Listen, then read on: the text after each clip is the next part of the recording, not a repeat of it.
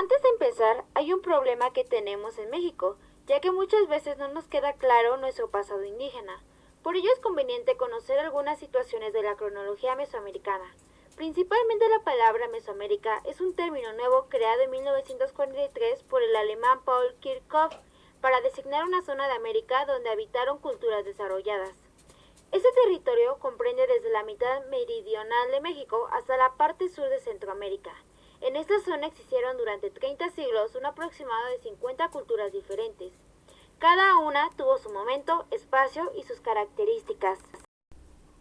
Otro punto importante es la herencia multicultural que caracteriza el patrimonio cultural intangible en el Distrito Federal. Por ello encontramos el mestizaje, ya que quienes afirman que la conquista de los pueblos mesoamericanos y prehispánicos se realizó en un doble plano, el militar y el religioso. Esta conquista militar abrió paso a la imposición y adopción de la fe católica en todo el territorio indígena, suprimiendo las antiguas creencias en los pueblos y destruyendo parte de la memoria histórica. Así, todo el legado cultural indígena fue quemado o destruido. Un dato importante es que nuestra sociedad se conforma a partir del mestizaje, ocurrido entre la herencia indígena y las costumbres europeas. Por otro lado, la Iglesia Católica se fundiría y adoptaría poco a poco y con sumo cuidado algunos ritos y creencias que subsistían desde los tiempos prehispánicos. A esta fusión o mezcla se le conoce como sincretismo, que es el resultado o consecuencia de los intercambios culturales acaecidos entre diversos imaginarios o civilizaciones. En ese entonces la sociedad novohispana estaba dividida en castas, que son un sistema de estratificación social al que se pertenecía de acuerdo al origen de nacimiento. Existían básicamente 5 castas. Principalmente estaban los españoles o peninsulares, que eran los individuos que, habiendo nacido en España, se establecían y fijaban su residencia en la Nueva España. También estaban los criollos, que eran los individuos que, siendo hijos de españoles, habían nacido en América. Después los indígenas, que eran los individuos originarios de los grupos autóctonos. Los mestizos, que eran los descendientes de padre o madre español o criollo o compadre o madre indígena. Finalmente estaban los negros, que eran los originarios de África, llegando como esclavos a la Nueva España. Es muy común escuchar que México es una sociedad mestiza, por ello el diccionario lo define como todo individuo nacido de padres de diferentes razas. Sin embargo, estudios recientes de genética han demostrado que lo único que nos hace diferentes es el llamado fenotipo, que son las características físicas particulares de cada individuo. Ahora hablaremos sobre algunos aspectos históricos del mestizaje, revisando brevemente los primeros contactos históricos entre el mundo europeo español y el mundo indígena. Como recordamos, en 1492 Cristóbal Colón descubrió América. Después de esta existieron 3 expediciones. Una de ellas fue el 4 de marzo de 1517 por Hernández de Córdoba. Después, la segunda expedición fue de Juan Grigalda, realizada en 1518, y la tercera fue de Hernán Cortés, que zarpó de Cuba el 10 de febrero de 1519. Todas estas ordenadas por el gobernador de Cuba, Diego Velázquez. Un hecho importante fue que en el año de 1511, 2 españoles cayeron en la mano de un grupo de indígenas. Estos eran los sacerdotes Jerónimo de Aguilar y Gonzalo Guerrero, donde al parecer los indígenas mayas le propusieron a ambos que aceptaran casarse con mujeres indígenas para realizar así una alianza. Jerónimo de Aguilar no aceptó, por su parte Gonzalo Guerrero sí, y se casó con una princesa indígena y tuvo descendencia, donde sus hijos se convertirían en los primeros mestizos de México. Finalmente, Hernán Cortés rescató a Jerónimo de Aguilar, quien había pasado 8 años entre indígenas, lo que lo convertiría en uno de los traductores de Hernán Cortés. De Gonzalo no se supo más, ya que decidió quedarse. Después de rescatar a Gonzalo, Hernán Cortés continuó recorriendo el territorio, donde el 12 de marzo de 1519 las tropas españolas fueron atacadas por un grupo de indígenas. Esta sería la primera de muchas batallas en que los españoles saldrían victoriosos. A manera de tributo, los indígenas entregaron a Hernán Cortés 20 mujeres. Una de ellas era Malinali, o mejor conocida como Malinche, una joven mujer que sabía hablar maya y náhuatl, quien se convertiría en una pieza fundamental para el proceso de conquista, ya que se convertiría en traductora y consejera de la expedición española. A consecuencia de su cercanía con Hernán Cortés, Malintzin engendraría en 1522 un hijo, Martín Cortés, al que la gente llamaría el mestizo. La importancia de la Malinche fue tal que sin ella no se explican los logros de Hernán Cortés. Por ello, durante el siglo XX se inventó un término para designar la predilección de lo extranjero ante lo nacional: malinchismo. Según la tradición popular, la Malinche traicionó a los antiguos mexicanos apoyando a Hernán Cortés, que de acuerdo con diccionario de la Real Academia de la Lengua Española, el adjetivo malinchista quiere decir que muestra apego a lo extranjero con menosprecio de lo propio. Y esos fueron algunos aspectos históricos del mestizaje, por lo que podemos decir que a partir de la unión entre Malinali y Hernán Cortés, y quizás antes con Gonzalo Guerrero, se dieron las primeras muestras de mestizaje entre indígenas y europeos, germen de la cultura mexicana. Por otra parte, el patrimonio cultural no se limita a monumentos y colecciones de objetos, sino que comprende también tradiciones o expresiones vivas heredadas de nuestros antepasados y transmitidas a nuestros descendientes, como tradiciones orales, rituales, etc. Por lo que aquí entra el patrimonio cultural intangible. Como ya hemos visto, la riqueza intangible forma parte de nuestro patrimonio local, que según la UNESCO, el patrimonio se clasifica en dos grandes ramas: tangible e intangible. El primero debe entenderse como la naturaleza aprehensible de las cosas, aquello que se puede tocar, por ejemplo, tus libros y objetos personales o tu casa. Por su parte, lo intangible es aquello que no se puede tocar porque es inmaterial, por ejemplo, el amor, la justicia y los valores que has aprendido. Habló también de algunas reflexiones sobre la identidad y naturaleza del mexicano. ¿Quién soy? ¿De dónde vengo? ¿A dónde voy? Estas tres preguntas son el origen de toda reflexión filosófica. La anagnórisis es un recurso narrativo y literario que etimológicamente significa reconocimiento. Este debe entenderse como el momento en que algún personaje descubre datos esenciales y ocultos sobre su identidad, seres queridos y entorno, mismos que modificarán su comportamiento. José Vasconcelos publicó en 1925 La raza cósmica, texto en el que expone la idea de una América Latina que, en un futuro hipotético, será el lugar donde, una vez mezcladas todas las razas de la humanidad, negra, blanca, amarilla y roja, darán origen a una quinta raza llamada la raza cósmica, categoría superior de la humanidad. Esta tendrá su cimiento y fortaleza tanto en los ideales éticos como en los ideales estéticos. Vasconcelos planteaba que a lo largo de la historia del continente americano se arraigaron, además de la indígena, dos formas de ver el mundo: la ibérica y la sajona. José Vasconcelos creía que el lugar donde nacerá la raza superior o raza cósmica será Sudamérica, que será llamada Universópolis. Esta nueva ciudad deberá tener como uno de sus principios la asimilación de culturas y pensamientos diferentes. También tenemos al filósofo mexicano Samuel Ramos, que publicó El perfil del hombre y la cultura en México. Tenía como objeto de estudio el alma del mexicano. Afirmaba que el mexicano padece un grave complejo de inferioridad, tanto con los extranjeros como con las mujeres y con los individuos que lo rodean. Samuel Ramos pensaba que el problema real del mexicano no era ser inferior, sino sentirse inferior. Para Ramos, la máxima representación del sentimiento de inferioridad es el machismo, esencia del hombre mexicano, ya que suele asociar el concepto de hombría con el de nacionalidad. En 1950, Octavio Paz publicó El laberinto de la soledad. En este texto se revisan los diversos aspectos que conforman la manera de ser del mexicano.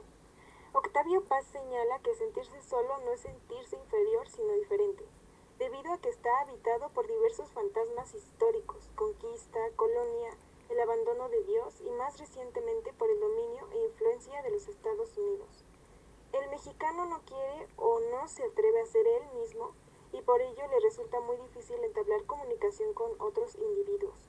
Es por ello que siempre utiliza una máscara que representa lo que no es. Esta máscara se convierte en el rostro verdadero que otros perciben y conocen, pero no es la verdadera esencia del individuo, en este caso, el mexicano. En el capítulo Los hijos de la Malinche se analiza cómo a través de una actitud bravucona y desinhibida, gritos y groserías, el mexicano se abre y libera de estos fantasmas. El grito de guerra es «¡Viva México, hijos de la chingada!».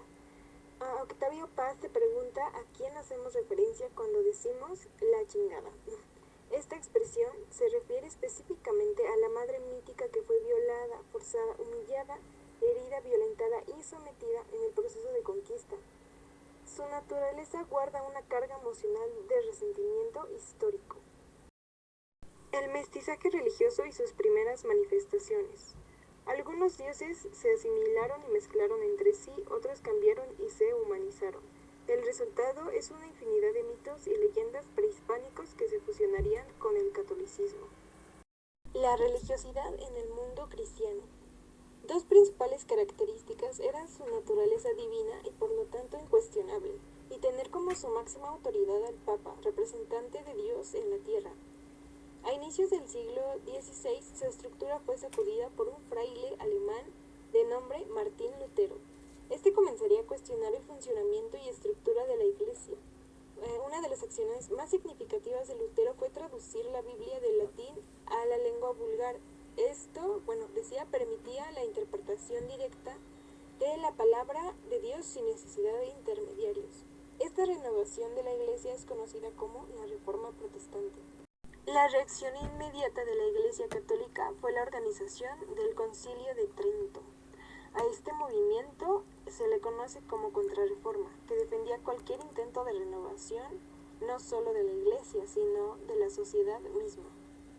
Era la época del fanatismo. En estos tiempos fueron quemados cientos de libros y manuscritos científicos. Se encarceló, torturó, ejecutó o quemó en la hoguera a miles de inocentes acusados de herejes, brujos y apóstatas. Después de la llegada de los europeos a América, de hecho esta hazaña lograda por los españoles, la religión se convertiría en una importante herramienta de colonización. La Iglesia española, cargada de obsesiones, oscurantismo, cerrazón, idolatría y excesos, fue la que nos llegó a México a fines del siglo XVI. La palabra sincretismo designa la mezcla o conciliación de dos universos, cosmogonías o filosofías aparentemente contrarios que se unen para producir algo nuevo y distinto. En este caso fue la religión católica en México. Mexicanismos. Si bien es cierto que los españoles llevaron su idioma a lo largo del continente americano, este adquirió matices diferentes en cada región. Por ejemplo, en México el idioma está enriquecido de palabras náhuatl, mayas, otomís, purépechas y de otras lenguas indígenas, mientras que en Guatemala se tomaron palabras del maya y del quiche. Lo mismo pasa con Chile y con el mapuche. Por ejemplo, nosotros a este alimento le llamamos elote, pero en Sudamérica, más específicamente Argentina, Chile, Colombia y Ecuador, el término para este es choclo. En Colombia y Venezuela se conoce como mazorca. Nosotros aquí este objeto de colores lo conocemos como popote, mientras que en Colombia y Venezuela se llama pitillo o sorbete en Argentina. En países de habla hispana se le conoce con los nombres de cometa, barrilete, cometón, saeta, papagayo, pandora, etc. Y nosotros normalmente le llamamos papalote o cometa. Otro caso de los mexicanismos son nuestra manera tan peculiar de nombrar a los animales o a los sustantivos. Por ejemplo, un chipote es la hinchazón que se forma en la cabeza por efecto de un golpe. O un ave galliforme originaria de América, conocida normalmente como un pavo, nosotros lo llamamos aquí guajolote. O el mitote, que es como normalmente le llamamos al sinónimo de alboroto. Como por ejemplo, te encanta el mitote, no hay fin de semana que no tengas una fiesta a donde salir. También existe la palabra cuate, que es como normalmente un hombre le llama a un hermano de sangre o a una persona que no conoce. Si uno se asoma a este o aquel manual de dialectología, uno termina por descubrir que un mexicanismo es la palabra, frase o acepción usada de modo característico y exclusivo en el español de México. Si uno persiste y consulta alguna de las muchas recopilaciones existentes de los mexicanismos, se topa justamente con palabras, frases simples o complejas de la lengua de los mexicanos. Por ejemplo, la expresión ya se petateó, que quiere decir que ya se murió, o güerita, que es como un apodo que se le pone a una persona de tez clara en el mercado. o la palabra ahorita, que aquí en México quiere decir ahora mismo, después, nunca, quién sabe. Gastronomía de la Ciudad de México. La riqueza y variedad de la gastronomía mexicana ha ido creciendo a través de la fusión con distintos ingredientes de origen diverso. Su agradable color e ingenio utilizado para la preparación de sus platillos le han dado una fama internacional. Mucho se habla de la sabrosura de la comida mexicana, recordando que también la comida mexicana es un producto mestizo. Los productos americanos como el maíz, frijol, calabaza y chile se fusionaron y mezclaron con productos y animales de origen europeo y asiático, traídos de España. Todo ello para crear una nueva gastronomía. En México hispánico, la crianza de animales para consumo era muy mínima. Solo se criaba a guajolotes y al itznicuitle, una especie de perro. El resto de los animales como venados, patos, conejos y iguanas eran utilizados para consumo. Sin embargo, la llegada a México de nuevas especies, como los cerdos, borregos y gallinas, cambió la costumbre y el cuidado, además de la domesticación de animales. Junto con ello se amplió enormemente las posibilidades de la comida. Maíz. Fue y sigue siendo el alimento básico del pueblo mexicano. En las leyendas prehispánicas, este grano se vincula al dios Quetzalcóatl. Según el mito, cuando los dioses crearon al hombre, se preguntaron, ¿qué comerán estos? Quetzalcóatl viajó al centro de la tierra, donde las hormigas guardaban granos de maíz. Entonces tomó un grano, lo regaló a los hombres y les enseñó su cultivo. El chile, un alimento muy característico de la comida mexicana. El chile es un producto con más de 200 variedades. México tiene el más alto consumo per cápita del mundo. En promedio, pues es normal que se conozca que la comida mexicana es muy picante.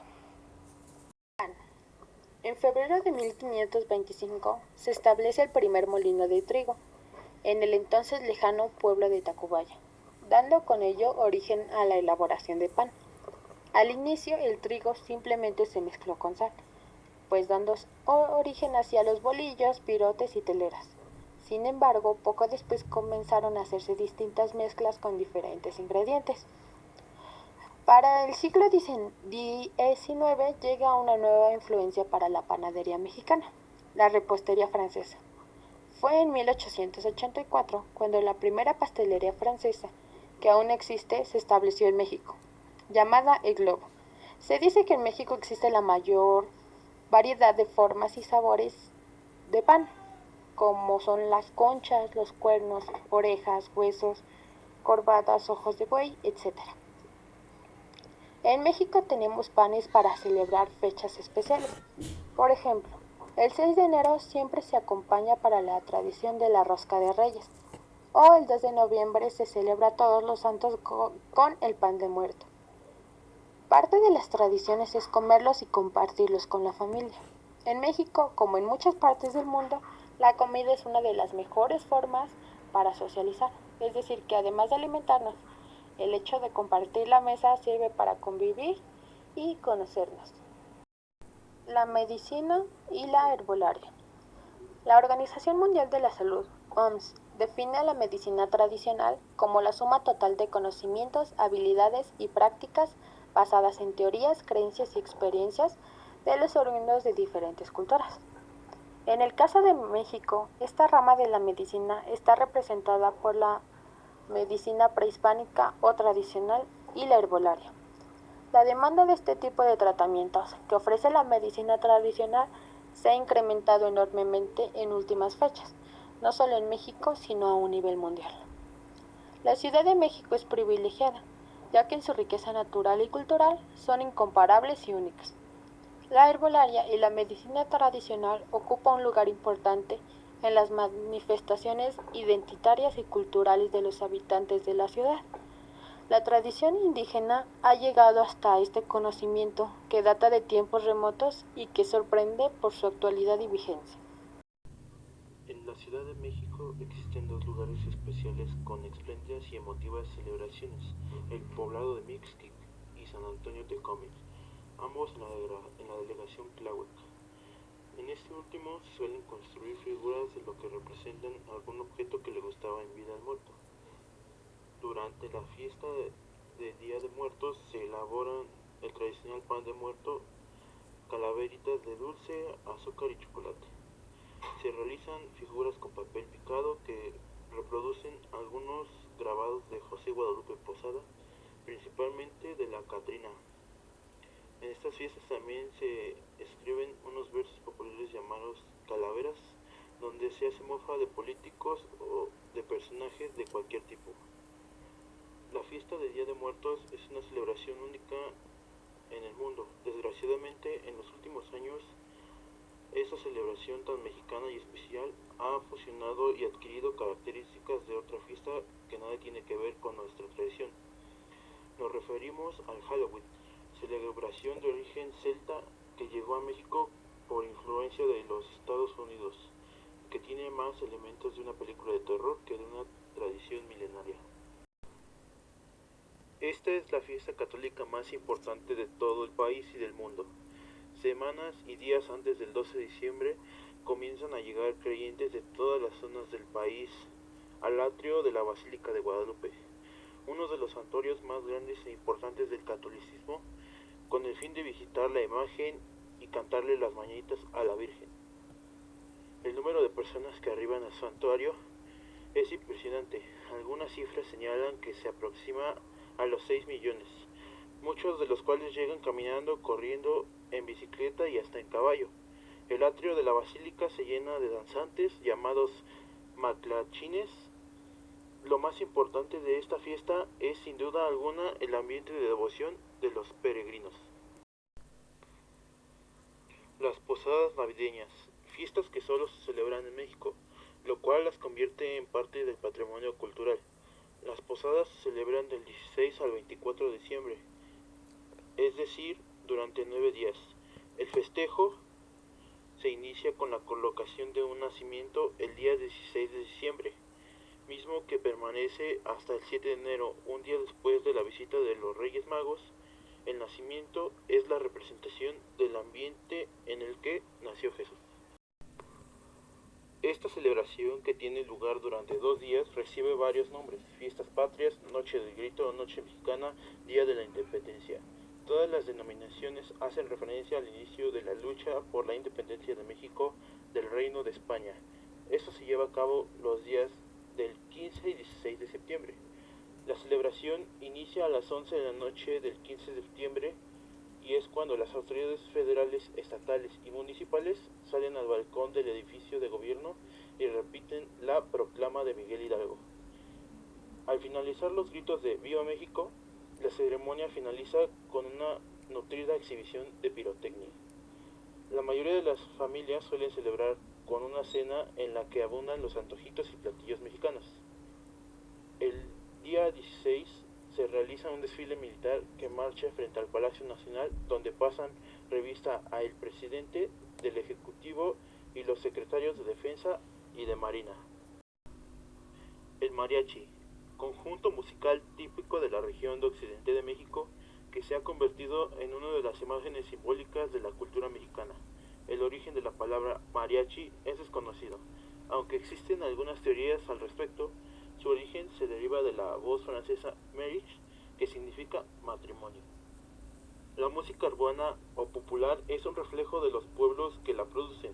En el caso particular de México, hemos tenido la fortuna de contar con muchos personajes que nos han brindado sus creaciones musicales, reflejando el carácter del mexicano. Uno de ellos es el cantautor Salvador Flores Rivera, mejor conocido como Chava Flores. Su ingenio retrata la forma de vivir de los capitalinos, por ello es conocido como el cronista musical de la ciudad y el compositor del barrio. La Ciudad de México es producto de la confluencia de varias generaciones. No hay un solo baile que sea típico de la ciudad, ya que en ella se concentran todos los ritmos y formas de baile. Una aportación netamente del Distrito Federal es la aparición de sonideros, que a partir de la década de 1950 llevan la música a las calles de los barrios y las colonias de bajos recursos. En estos bailes populares se baila todo tipo de música, principalmente del género tropical, salsa, cumbia y otros. Los sonideros son reconocidos por ser resguardas de un importante patrimonio musical, ya que mucha de la música que difunden es de difícil acceso. Dentro de la cultura popular que se ha creado en el Distrito Federal existen una gran cantidad de oficios y ocupaciones que solamente se pueden apreciar en esta ciudad. Desgraciadamente, debido a la tecnología y a la infinidad de productos que ofrece el mercado, estos oficios han visto limitados sus actividades y actualmente se ven amenazadas su existencia. Todos ellos dan cierta identidad, riqueza y color a nuestra ciudad, además que guardan importantes conocimientos sobre su oficio y son parte importante de la imagen de la ciudad. Podemos encontrar globeros, lustrabotas, neveros, panaderos, taqueros, mecánicos, barberos, sastres y boceadores. Además, plomeros, zapateros, cerrajeros, merengueros, dulceros, pulqueros, camoteros, organilleros, boxeadores, rotulistas, jugueros y fotógrafos, muchos de los cuales guardan una tradición de siglos. Origen de los barrios y pueblos de la Ciudad de México. Los pueblos y barrios del Distrito Federal se cuentan como una historia y tradición que data de miles de años atrás. A cerca de 32.000 años atrás surgieron los primeros barrios en la etapa ilítica y hasta nuestros días se conservan. Se estableció una organización del gobierno denominada la ATPI que defendía de manera pacífica el territorio de dichos pueblos y barrios. En enero del 2011, la Secretaría de Turismo del Distrito Federal lanzó oficialmente el programa de barrios mágicos, en los cuales se encontraba Coyoacán, San Ángel, Zona Rosa, Mixcoac, Azcapotzalco, Coajimalpa, Tacuba, Roma o La Condesa, San Agustín de las Cuevas, Garibaldi, Tacubaya, La Merced, San Pedro, Santa Julia, Xochimilco, Santa María la Ribera, Villa de Guadalupe, Santa María Magdalena Atlic, Culhuacán y pueblo de Iztacalco. Manifestaciones culturales. Algunas de las autoridades respetan y mantienen tradiciones, costumbres y creencias de los tiempos remotos, que se ha dedicado a las asambleas comunitarias. Las figuras de la autoridad tradicional expresan que los coordinadores territoriales son buenos representantes y del bien común. Así mantenemos nuestras tradiciones vivas y sin dañar a un tercero. A continuación hablaré sobre los 21 barrios mágicos. Tacuba. Entre lugares de interés encontramos la parroquia y el exconvento de San Gabriel Arcángel. Aunque llegaron a Nueva España en 1524, su orden fue la primera en asentarse en el barrio de Tacuba, construyendo una de las primeras iglesias del Valle de México. Se dice que en el pueblo de Tacuba, Cortés se sentó bajo un frondoso ahuehuete y se rindió por la batalla al ver pasar los despojos de su ejército. La fiesta más importante celebrada en Tacuba es la de San Gabriel Arcángel, que se celebra el 24 de marzo. San Ángel.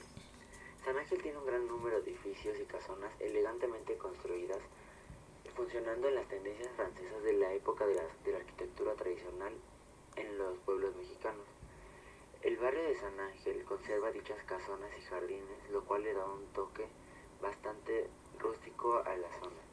San Ángel es uno de los lugares más bellos del Distrito Federal, en el que se combinan las tradiciones de tiempos remotos, las casas coloniales y la modernidad junto con su cultura. Azcapotzalco.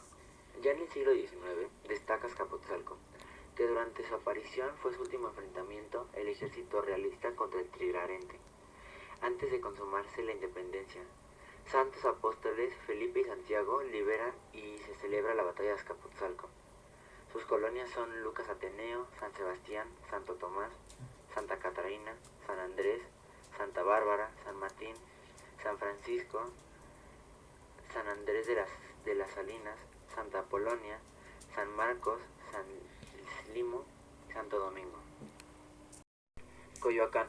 Las villas de Coyoacán fueron fundadas por los españoles en 1521, sobre lo que fue un antiguo señorío, Tepenaca, de 300 años antes. El 5 de octubre de 1934 se decreta el área centro de Coyoacán como zona típica y tradicional, lo cual refuerza la declaración en 1990 la UNESCO a favor del centro histórico de Coyoacán como zona de monumentos históricos. Iztacalco. El actual territorio de la delegación Iztacalco comienza desde la antigua civilización náhuatl, que en ese entonces se trataba de un lago de Texcoco.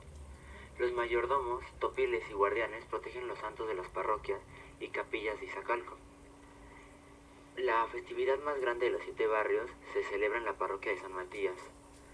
En las fiestas de los pueblos y barrios de Iztacalco luce la gastronomía y los diferentes oficios tradicionales.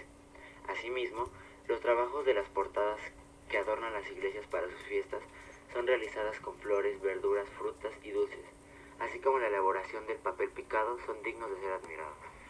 Culhuacán. Culhuacán, que su significado es lugar de culhuas o cerro encorvado. Culhuacán es considerado un lugar místico, donde se llevaron a cabo demasiadas tradiciones prehispánicas. Ubicado a un costado del Cerro de la Estrella, Culhuacán fue seleccionado como uno de los centros con mayor trascendencia y tradición religiosa desde las épocas tempranas del periodo prehispánico. Se está dividido en 11 diferentes barrios y es un sitio significativo de interés histórico, en el que se encuentra el exconvento de Culhuacán, identificado por varios talleres por Agustino en 1560 y 1570. Ahora funciona como un museo y un centro comunitario. Tacubaya. Esta zona ha sido un tradicional centro de población dentro del Valle de México desde tiempos prehispánicos. Durante el siglo XIX, la villa de Tacubaya era uno de los centros de población más importantes dentro del Distrito Federal y un sitio de paso obligatorio para quienes viajaban al centro de la ciudad. San Pedro Actopan. En náhuatl, que su significado es sobre la tierra fértil, este pueblo tiene su origen en la época prehispánica, pero fue convertido al cristianismo durante los primeros años de la conquista. En el siglo XVI se construyeron iglesias de piedra con bastantes arcos, con lo cual se mantienen hasta la fecha. Ayudando a lo anterior, esta comunidad es considerada la capital del mole, uno de los platillos más representativos de la comida mexicana, en el que se fusionan técnicas gastronómicas como productos de América, Europa y Asia, para crear uno de los platos preferidos de los mexicanos. Hablemos de Mixquic. Mixquic se encuentra ubicado en la delegación Tláhuac, a solamente 43 kilómetros del centro histórico. Este forma parte de los 7 pueblos originarios de Tláhuac, los cuales conservan sus características rurales y tradicionales. Mixquic significa en el mezquite o en el mezquital, el cual es un árbol que produce cierto tipo de goma. Sus orígenes se ubican en el año 1168. Su principal producción era el cultivo de hortalizas por medio de chinampas. Hoy en día, Mixquic es indudablemente uno de los pueblos originarios que ha sobrevivido a través de los tiempos. Estos conservan todavía sus culturas, tradiciones, chinampas, espacios verdes y arqueología. Mixquic es muy visitado en las fechas de 1 y 2 de noviembre. Esto para festejar el Día de Muertos, que son días especiales y muy México. Aquí podemos encontrar el famoso Templo de San Andrés y la parroquia y convento de San Andrés Apóstol.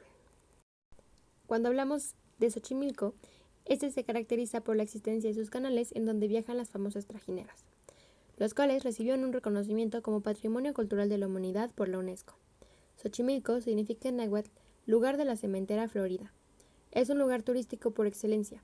Todos los días, especialmente los fines de semana o días feriados, muchas personas visitan sus trajineras y disfrutan sus recorridos en los canales. Y claro, los comerciantes de ahí se ingenian para poder abastecer a los visitantes con todo tipo de mercancía, así sea comida, dulces típicos, artesanías, bebidas, etc. En el momento en el que alguien pisa Xochimilco, está recibiendo todo momento toda su magia, ofreciéndole a cada uno de sus visitantes sus tradiciones, costumbres, cultura, naturaleza, artesanías, sorpresas y esos pequeños detalles que nadie se espera tener. La identidad de los pueblos está íntimamente ligada al lenguaje y con el uso que de éste se hace. La mezcla de diferentes lenguas que han convivido en el Distrito Federal, sumadas al carácter de sus habitantes, han dado un resultado de un lenguaje propio que les permite comunicarse entre grupos. Por ejemplo, tenemos el famoso albur o doble sentido, además de los modismos que se ocupan y adquisiciones tomadas de los medios de comunicación. Tenemos también los refranes, dichos, frases, entre mil cosas más que diferencian el lenguaje que se tienen en diferentes lugares. Existen 2 niveles básicos del lenguaje verbal y lenguaje no verbal. No hay mucho que explicar. Básicamente, el lenguaje verbal es todo lo que comunicamos con la voz o sonidos, y el lenguaje no verbal lo podemos expresar mediante gesticulaciones, actitudes, ropas, señas, etc. Se dice que toda sociedad va guardando sabiduría o experiencias, y que una de las formas de guardarlas es acuñando pequeñas frases o sentencias, dando así origen a los dichos y refranes. Los refranes son frases hechas que sus palabras no coinciden con el sentido literal de lo que se intenta expresar, pero en el fondo tiene una explicación e incluido una enseñanza. Es una sentencia corta. Su estructura suele estar partida en dos fases. La frase 1 es rematada por la frase 2.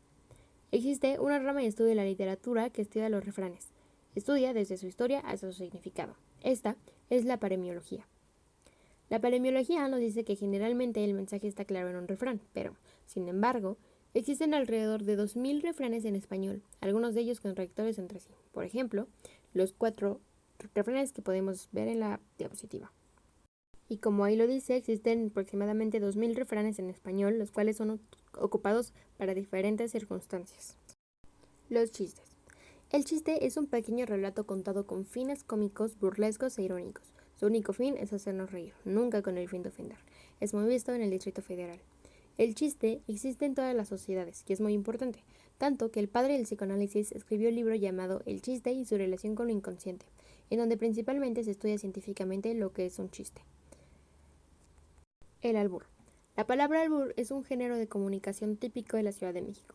Es una palabra de origen árabe, que significa poner a prueba algo. En otras partes del mundo puede significar un juego de baraja o un castigo. Pero hablando de la Ciudad de México, es un juego de palabras de doble sentido en donde juegan con lo sexual y lo divertido. El albur puede ser verbal, expresándose con la voz y sonidos, o puede ser no verbal, expresándose con señas o gestos. El que resulta ganador en este juego de palabras se dice que albureó a su compañero, mientras que el perdedor salió albureado. Este es un lenguaje críptico, o sea, oculto, ya que solo es entendido por quienes saben el significado de este lenguaje. Ya sea a través del cine o la literatura, mediante el trabajo de diversos escritores o cineastas, podemos ver los cambios que ha tenido la Ciudad de México con el transcurrir de los años. Algunos estudios han dicho que la Ciudad de México se ha convertido en un importante personaje literario. Existen gran cantidad de libros que muestran las diversas etapas de la historia de la ciudad. Otra descripción de la ciudad fue hecha por uno de los soldados de Hernán Cortés, que mucho tiempo después de los acontecimientos escribió un libro llamado Historia verdadera de la conquista de la Nueva España. La historia de este libro es singular, ya que Bernal Díaz del Castillo había participado a sus 25 años de edad en la conquista de México como soldado de Hernán Cortés. Pero cuando tenía 84 años empezó a escuchar diversas versiones sobre cómo había sido la conquista, y como no estaba de acuerdo, decidió escribir su versión. Bernal Díaz del Castillo vivía entonces pobremente en Guatemala, y empezó a escribir lo que había visto hace casi 60 años antes. Referente a novelas de la Ciudad de México, estas presentan importantes cambios ante la llegada de jóvenes escritores como José Agustín, que a partir de los años 60 introduce modismos, frases coloquiales y las llena de rock and roll, introduciendo un aire de frescura en ellas. Sus primeras novelas son La tumba y De perfil.